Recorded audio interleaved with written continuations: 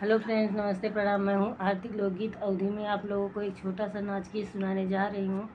कैसा लगेगा? कहरवा गीत कैसा लगेगा कमेंट बॉक्स में जरूर बताना। गीत अच्छा लगे तो लाइक और सब्सक्राइब करना, कमेंट करके अपनी राय जरूर देना। मोरे पिछवरवा चिलबिलवा के पेड़वाला पकी डरिया काटा, अरे मोरे बुढ़ऊला पकी डरिया काटा, अरे मोरे बुढ़ऊला पकी डरिया आवे, अरे मोरे ससुरूला पकी डरिया आवे।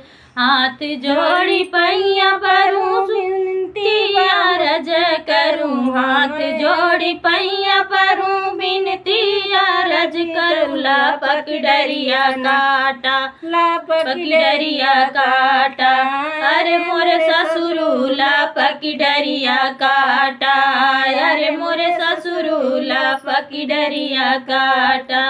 मोरे पिछवरवा चिलबिलवा के पेड़वाला पकी डरिया आवे, पकी डरिया आवे, मोरे अंगनैया ला पकी डरिया आवे, मोरे अंगनैया ला पकी डरिया आवे, मोरे अंगनैया ला पकी डरिया आवे। हाथ जोड़ पैया परूं ससुर भसुरू बढ़ैता, हाथ जोड़ी पैया परूं जठऊ बढ़ैता। ला पकी डरिया काटा, ला पकी डरिया काटा, अरे मोरे भसुरू ला पकी डरिया काटा, अरे मोरे भसुरू ला पकी डरिया काटा, अरे मोरे भसुरू ला पकी डरिया काटा। मोरे पिछवरवा चिलबिलवा के पेड़वाला पकी डरिया आवे, ला पकी डरिया आवे, मोरे अंगनैया ला पकी डरिया आवे, मोरे अंगनैया ला पकी डरिया आवे।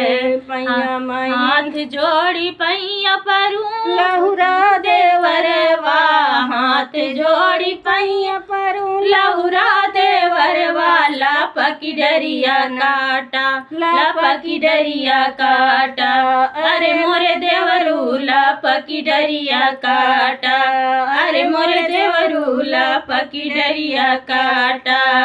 मोरे पिछवरवा चिलबिलिया के पेड़वाला पकी डरिया आवे, मोरे अंगनैया आवे, मोरे अंगनैया ला पकी डरिया आवे, मोरे अंगनैया ला पकी डरिया आवे।